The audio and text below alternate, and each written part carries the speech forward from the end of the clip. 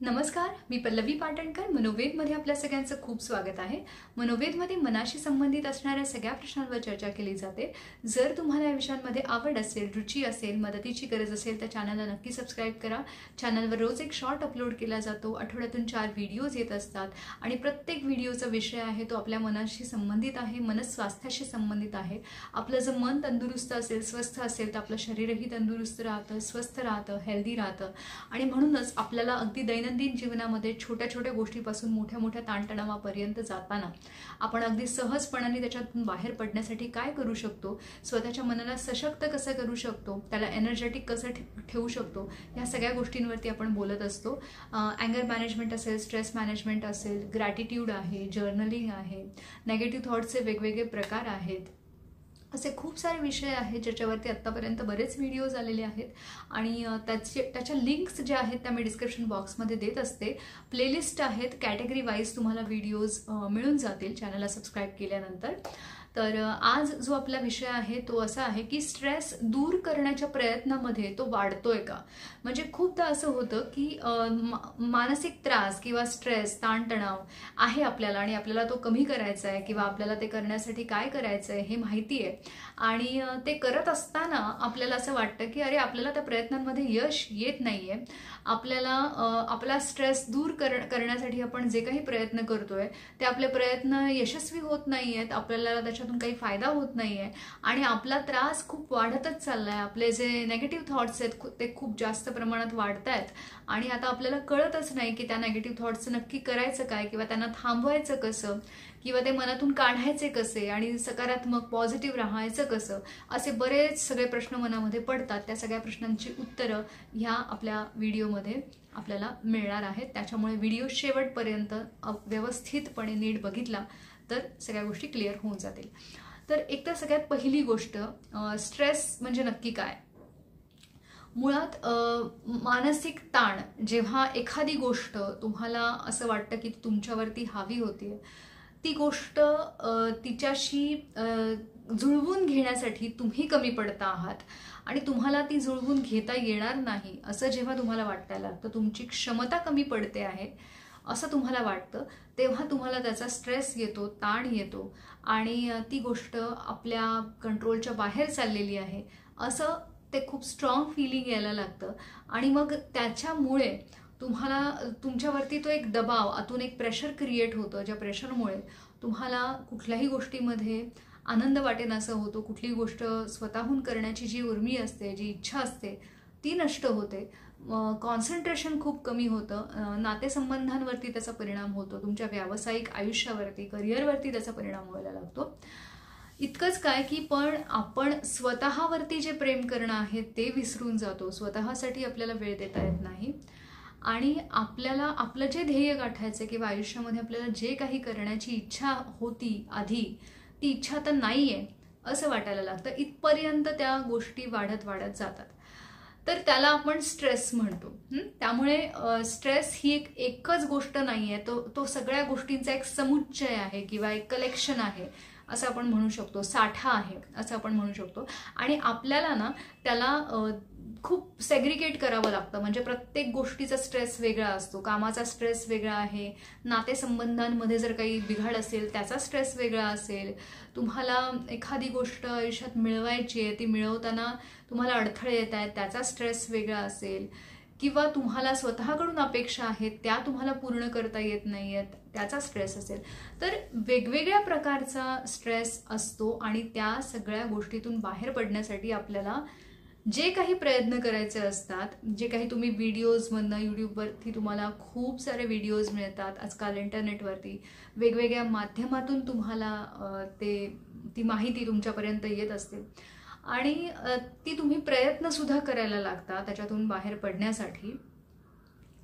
पण मग गडबड कुठे होते, काय होते, का तुम्हाला त्याचा फायदा होत नाहीये. एक तर सगळ्यात पहिली गोष्ट म्हणजे आपण स्वतःला जे नकारात्मक सांगतो ना, त्या स्ट्रेसबद्दल असणारा स्ट्रेस हे एक सगळ्यात मुख्य कारण आहे. म्हणजे नक्की काय की जर मला एखाद्या गोष्टीचा त्रास होतोय आणि मी स्वतःला सांगितलं की मला खूप जास्त त्रास होतोय, मला याच्यातून बाहेर पडताच येणार नाही, किंवा ही गोष्ट माझ्यावरती खूप जास्त परिणाम करते, खूप जास्त अफेक्ट करते आहे आणि याच्यामुळे मला प्रत्येक दिवस खूप जड जातोय, प्रत्येक दिवस मला त्याच्यातून बाहेर पडणं अवघड जात आहे, दिवसेंदिवस माझा प्रॉब्लेम वाढतच चाललेला आहे, मला त्याच्यातून बाहेर येताच येत नाहीये, किंवा मी खूप प्रयत्न केले पण आता त्याचा काही उपयोगच होत नाहीये आणि मी खूप नेगेटिव्ह होत चाललोय किंवा चालले, असं जे काही आपण आहे तो एक प्रॉब्लेम जो आहे तो आहे, पण त्या प्रॉब्लेमबद्दल, त्या स्ट्रेसबद्दल आपण हा जो स्ट्रेस घेतलेला आहे, ज्याला आपण सेकंडरी अँझायटी असंही म्हणतो,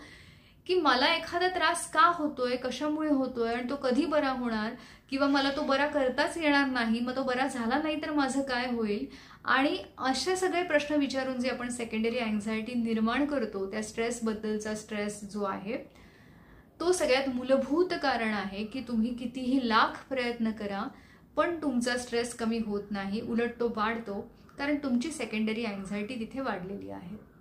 तुमच्या स्ट्रेसबद्दल तुम्ही स्ट्रेस घेतलाय, तुमच्या स्ट्रेसबद्दल तुम्ही नेगेटिव्हिटी मनामध्ये ठेवली आहे की हा स्ट्रेस म्हणजे माझ्या आयुष्यातला खूप मोठा स्ट्रेस आहे, मला त्याच्यातून बाहेर पडता येणार नाही, मला काही जमणार नाही, मी लाख प्रयत्न केले तरी मला त्याच्यातून अपयशच येतंय, आता मी आतापर्यंत खूप प्रयत्न केले, खूप ठिकाणी मदत घेतली पण मला कशाचाही फरक पडत नाहीये, हा स्ट्रेस काही माझ्या आयुष्यातनं जात नाहीये.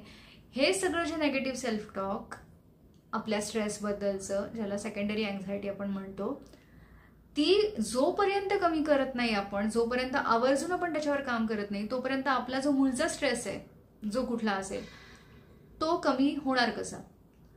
मग आता करायचं काय आपल्याला या सेकंडरी अँझायटीवर आधी काम करायचं. आपल्याला स्वतःला आधी हे सांगायला सुरुवात करायची, अगदी रोज प्रत्येक वेळेला दीर्घ श्वसन करताना सुद्धा ते करा आणि इतर वेळी सुद्धा करा, लिहून पण काढू शकता, की एकतर मुळात प्रत्येक स्ट्रेस हा एक ठराविक कालावधीसाठी आपल्या आयुष्यात असतो आणि त्याच्यावरती मात करण्याची क्षमता आपल्या प्रत्येकामध्ये निसर्गाने दिलेली आहे. ती नैसर्गिक क्षमता जशी इतरांमध्ये आहे तशी ती माझ्यामध्ये पण आहे आणि मी त्याला तोंड देऊ शकतो. त्या स्ट्रेसला तोंड देण्यासाठी जे जे काही करण्याची गरज आहे ते सगळं करण्याची क्षमता माझ्यामध्ये आहे. माझा त्या क्षमतेवर पूर्ण विश्वास आहे. हा स्ट्रेस म्हणजे माझं पूर्ण आयुष्य नाहीये, ही एक टेम्पररी स्टेट आहे, ही एक तात्पुरती अवस्था आहे आणि याच्यावरती मात करून मी पुढे जाणार आहे. ह्याच्या अलीकडे आणि पलीकडेही एक जग आहे, म्हणजे याच्या आधी जे माझं जग होतं ते वेगळं होतं आणि याच्यानंतरचं माझं जग असेल तेही वेगळं असेल. मला हे सगळं पार करून पुढे जायचं आहे.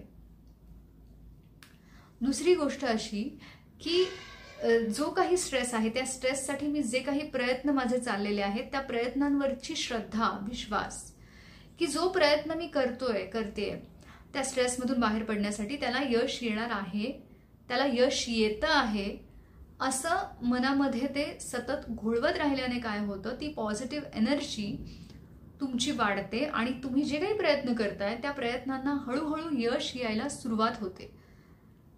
कारण तुम्ही तुमचं बिलीफ वाढवलेलं आहे, तुम्ही तुमच्या प्रयत्नांवरचा विश्वास, श्रद्धा वाढवलेली आहे, तुम्ही तुमच्या स्ट्रेसचा स्ट्रेस कमी केलेला आहे, त्याचा कुठेही बाऊ न करता त्याला अतिशय न्यूट्रल लेवलवरती ठेवलेलं आहे की हो तो माझा प्रॉब्लेम आहे, मी मान्य केला आणि आता मला त्या प्रॉब्लेमवरती मात करून पुढे जायचंय. तो प्रॉब्लेम जर घोकत राहिलो मी सतत की हे असं झालंय, का झालंय, कशामुळे झालंय आणि त्रास होतोय, खूप त्रास होतोय, आता काही खरं नाही माझं, तर त्याने त्रासच वाढणार आहे. जर पॉझिटिव्ह गोष्टी डोक्यामध्ये ठेवल्या की माझा त्रास मी मान्य केला, आता मला जे काही करायचंय तो त्रास कमी करण्यासाठी ते मी करत राहणार आहे, त्याच्यावर मी श्रद्धा ठेवणार आहे, मी स्वतःवरती विश्वास ठेवणार आहे आणि मी ते सगळं पार करून पुढे जाणार आहे. तर ह्या गोष्टी आधी आपल्याला करायच्या आहेत, अगदी रोजच्या रोज करायच्या आहेत, सातत्याने करायच्या आहेत. आणि मग जे काही प्रयत्नांचा भाग आहे, मग ज्याच्यामध्ये रिलॅक्सेशन टेक्निक्स असतील, एक्सरसाइज असेल, प्राणायाम असेल, जे काही आत्तापर्यंत आपण बऱ्याच गोष्टी बोललेलो आहोत वेगवेगळ्या व्हिडिओच्या माध्यमाद्वारे, त्या सगळ्या गोष्टी त्या आपल्याला विश्वासाने, श्रद्धेने रोज सुरू ठेवायच्या आहेत. कन्सिस्टन्सी, सातत्य, जरी मध्ये मध्ये थोडा खंड पडला काही कारणाने तरी पुन्हा ते सुरू करणं, पुन्हा ते सातत्य राखणं, ह्याच्यासाठी आपल्याला अगदी आवर्जून प्रयत्न करणं गरजेचं आहे. त्याच्यासाठी आपण जे आत्ता म्हणालो सेकंडरी अँझायटी ती आपल्याला आधी काढायची. तर स्ट्रेस आधी दूर करा, म्हणजे मग तुमचा स्ट्रेस कमी व्हायला तुम्हाला नक्की मदत मिळणार आहे. व्हिडिओ आवडला असेल तर नक्की लाईक करा. जास्तीत जास्त लोकांपर्यंत ही माहिती पोहोचत राहू देत. व्हिडिओ शेअर करत राहा आणि अशाच वेगवेगळ्या व्हिडिओसाठी चॅनलला सबस्क्राईब करा. धन्यवाद.